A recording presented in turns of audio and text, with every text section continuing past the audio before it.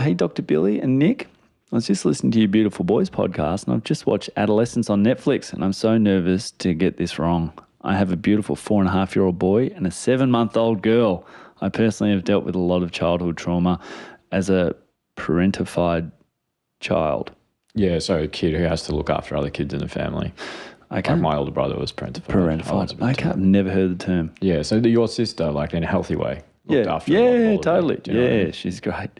And in my mission to break my generational trauma cycle for my children, my question for you both off the back of the podcast is, how can I influence others in my family or even broader social groups to come on the journey and shift their mindset towards boys?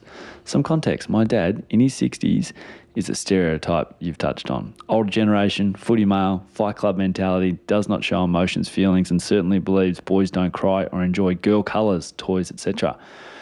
He looks after my son every Thursday, and I often overhear him say things like, don't be a wuss, don't be a crybaby, boys don't like pink. And most of the time engages in only rough play, punching, smacking, hit him on the head, pushing, tackling, which my son doesn't enjoy most of the time. When I've called out this behaviour, the response I get is, I've been a parent before, I know what I'm doing, or what, do you want to raise a softie? As parents who are trying to raise a beautiful boy, what can we do to influence others around us? It's interesting, isn't it? So what we know is that one of the earliest and most harmful things that toxic masculinity or patriarchy does to young boys is tells them not to cry. Yeah. And why is that damaging? Well, firstly, why does Evie think it's appealing? Why does Evie want to be a boy at 2.5 years of age? And when we ask her why, she says, because boys don't cry. Well, crying's linked to unhappiness is what I think initially. So if you're not crying, you're happy. What else is it? Which isn't true. What else is it though? Why does she really She wants to be... why does she think... Why does she think boys don't cry? Does she not want to cry? Why does she want to be a boy that doesn't cry? What does it seem like to her? Strong. Yeah. Perfect. Is it strong? No, but it could be perceived as strong. Yeah. I think that's fair. I think that's fair, to be honest. It's beautiful, mate. That's why you're here. Why is it not strong? Why is crying not strong? No, why is not crying not strong? Sorry, my mind's bending. Why is not crying? So what's worrying? I don't like it. Well, I don't like it because I never cry. Hey, mate, I don't cry. I'm strong because of that. You worried about me? Yeah. Why are you worried about me? Well, I think you're not dealing with your emotions. Yeah. That's my problem with it. And what does patriarchy tell boys from a very young age? That is the way to deal with your emotions. Bury it or release it. How do you release it? Aggression. Yeah. Okay. Yep. So that's Evie sees it as a strength and appealing because those kids get what they want. They seem tough. They don't seem to be emotionally, struggling. But we know that patriarchy comes in very early and says that, and that kid's granddad has experienced that. One thing that I got asked to talk about a bit, let's talk about adolescence first. I should do a whole episode. I'll figure out a way. Have you watched it? Yeah. So I haven't. Is it miniseries? I had so many journalists calling me up saying, can you please come and talk about it on TV or radio? So I was like, oh my God, I've got to watch it. It's 4 episodes. And that's all? It's just 4? 4 1-hour episodes. They do it all in one take. It's phenomenal. It's got one of the best English. Oh, it's a one-take shot thing? Hour. It's amazing. My God. Amazing acting, amazing dialogue. Yeah, and it's fiction. It's important to recognise that it's fiction, but it does have some really great depictions that highlights the public's opinion around like where does this behaviour come from? And it's really interesting just very quickly, some of the really important bits in that is it shows how chaotic schools are and how a lot of people in schools that we've heard about are using or authoritarian, I'm the boss, and coming over the top of kids, and what that's teaching them is that the size and intimidation is powerful, which is wrong. And it also shows this depiction of like a dad who wanted to be better than his dad and but still didn't know how to support his kid. Mm-hmm. So he was like, I'm not going to belt him like my dad did with me, but he just didn't know how to connect with him. And he has this beautiful story about turning away from him when he's struggling because he just couldn't face him, and he left him on his own. There was so many contributing factors to that fictional character's journey, but it's just amazing. We try not to be topical, but I will, if people are interested, I'll find a way to talk about it more or get back to one of the journalists. The interesting thing is, beautiful man that you and I both know, without calling him out, big guy, one of my mates from med school, he talks about how he actually thought physical discipline was okay. We've got some research that I'm trying to publish that shows the rates of physical discipline in Australian households, and it's really common. But he talks about how he thought it was fine. His dad did it. He talks about how it used to be more intimidating that his dad would wait and say, when I'm calm, go to your room. And his dad would come up the stairs and he'd listen for the clinking of the belt coming out of his wardrobe because he shared a wall, and talking to him. And the classic, this is going to hurt me more than it's going to hurt you, that stuff. Talks about he thought it was fine, but because he's so smart, he started doing research on it and he found, oh my God, this is really destructive. It doesn't work. It makes behaviours worse. It threatens, attachment. It threatens the risk of mental illness in both the parent and the kid, all that stuff. But you know what he said? It was a beautiful story, a harrowing one. He's got a teenage son, and he was sitting there at dinner one time and his son was playing up a bit, and his wife, who's phenomenal, put this meal on the table, and his son said, apologise for swearing, his son said, I'm not eating this shit. And that guy, who's an amazing dad, said, I realised that I knew how bad physical discipline was, but I didn't replace it with anything. And it's a really important point, isn't it? Like, how do we think about the unhealthy things that we're doing? It's like that dad in adolescence. It's like, I won't do the thing I'm not meant to do, but if you don't replace it with something. Yeah. And I mean, we've spent 104 episodes going through what you can replace it with, but it's hard to do it, isn't it? And the best way... What would you replace it with? Well, it's all about everything we've talked about. It's connection. It's about perspective taking. It's about, connecting with him and showing him how hurtful that is, what it means for his mum to hear that, all of those things, and helping him understand. That's the key. Where's it coming from? I had a kid in clinic yesterday, actually, that the dad was like, he's like stealing food. A teenage kid is stealing food from the house. He's like lying and doing all this stuff. And in the room, his dad's like, he's trying to defend himself, and the dad's like calling him out. He's like, that's not true. I caught you red-handed, like getting really upset with him. I'd met mum, but I'd never met dad. And it was this really great opportunity for me to be like, I wonder why he's doing it. And he was like, how come you're doing it to the kid? And I was like, no. That's our job to figure out. There's a reason. I know him. He's a great kid. There'll be a reason that he's doing this. And he's this sensitive kid who's like really struggling to find his place in the family and school and the broader community.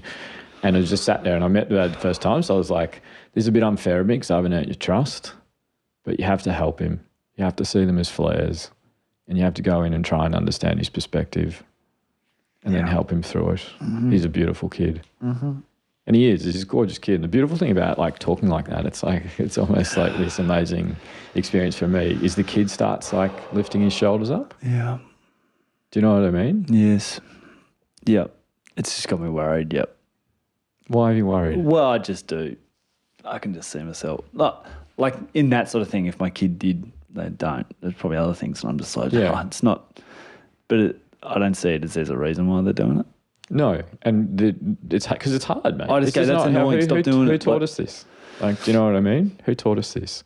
The other thing is, which I think you do, but like I think I need to do it a bit more, is, face every challenge with them. So everything that Evie's struggling with, I need to face it with her. I need to try and think mentally about shifting away from standing in front of her and shift to standing next to her. Whatever bit she's struggling with. Do you know what I mean? Yeah. It's so empowering for a kid to feel that shift. I've seen it happen in clinic probably thousands of times when the parent shifts from I'm next to this kid looking at them, trying to figure out what experience they're having and how I support them to succeed in it. Yeah. I want to talk as well. I'm going to do this. This is going to take a bit long, but it's worth it. There's two things I'm going to do in this ep that are long. Have you ever heard of the Man Box? So we got asked about this. No. So the Man Box is this amazing work that originated in the 80s on the Oakland Men's Project by a guy called Paul Cavell. And what he did was looked at how much men were hurting the community and being hurt by others, and remembering that male suicide rates that are so high is not because of women, it's because of men and patriarchy. It's being told, push down your feelings, use anger, don't seek help, all those things. What they found is that this tool that was built, and an amazing guy called Tony Porter has done amazing work with this, that if you test communities, male communities all around the world in different cultures, there's these 17 things. And if you identify with them, you are more you identify with them in yourself, the higher chance you have of committing intimate partner violence, things like rape and abuse.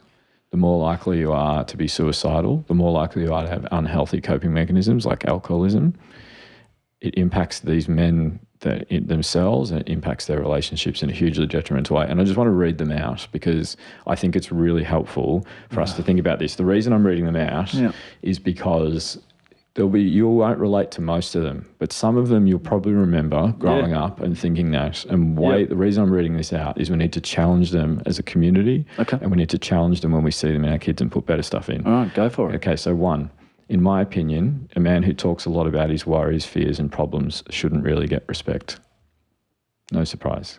In my opinion, it's not good for a boy to be taught how to cook, sew, clean the house and take care of young children. In my opinion, a gay guy is not a real man. In my opinion, a real man should have as many sexual partners as he can. Do you remember that growing up? Yeah. In my opinion, a guy who doesn't fight back when others push him around is weak. In my opinion, a man shouldn't have to do household chores. In my opinion, guys should act strong even if they feel scared or nervous inside. Think about how much that one hurts us. In my opinion, it's very hard for a man to be successful if he doesn't look good. In my opinion, a real man would never say no to sex. In my opinion, men should really be the ones to bring money home to provide for their families, not women. In my opinion, men should use violence to get respect if necessary. In my opinion, straight guys being friends with gay guys is totally fine and normal. That's a reverse question. So if you think that's wrong, you're more likely to commit intimate partner violence, to be abusive towards minorities, to have poor mental health. I've got a couple more to go. Yeah, keep going. In my opinion, women don't go for guys who fuss too much about their clothes, hair and skin. In my opinion, men should figure out their potential problems on their own without asking for help. In my opinion, a man should always have the final say about decisions in his relationship or marriage. In my opinion, a guy who spends a lot of time on his looks isn't very manly. In my opinion, if a guy has a girlfriend or a wife, he deserves to know where she is all the time. Oof. How do you feel hearing them? Oh, uncomfortable, a little bit uncomfortable. Hey, just quickly on all of those, is it done on a scale or is it yes, no? Yeah, so it's right. It's a scale. And, unhealthy masculinity and patriarchy is a scale. There's not like there's a bad man over there. Do you get, I'm wondering, do you get like, I'm doing the maths quickly, 17 questions. They out of so you 6, ask them 17 questions and if you go over how much 80, do you relate to them. So it's done modern, which is a bit boring. It's done what's called a Likert scale, which is how much you associate with it. Yeah, okay. Yeah. So, and some of them are more powerful than others. Like burying your feelings is really likely to increase your What's it called again? What's this called again? The box? The man box. The reason it's called that is, and Porter does this beautifully, it's the box we get put in that restricts who we can be. Right. And this is the problem, is that little boys grow up saying that, like, you're in charge, bury your emotions. That's what that granddad is saying. Yeah. That's the reason we're talking about off the back of that question. What we need to do is collectively push back against all of those and show kids that actually it's healthy to show your emotions. It's healthy to health seek from others. It's not healthy to think about women as objects, to think about sex as like victory. It's not healthy to think about those things. Like, we'll do pornography in the future, but this is really destructive to little boys that are coming up because they're having this modeled to them and they think that's what a man is. And we need to challenge it. That's what the man box shows us. And that's what we do. And it is not the responsibility of women to make better role models. It's the responsibility of all men. Do you know what I mean? I think, like the listener in the last reflection said, you do this beautifully. Do you know one of the hard things is? I don't live in this world. You do. And so it's easier for me to step out of it, but it will still be biases in myself that are harmful that I need to work on, and both of us do. This podcast is brought to you by Guiding Growing Minds, a social enterprise that aims to give all children the best opportunity to reach their potential and succeed in living rich and meaningful lives.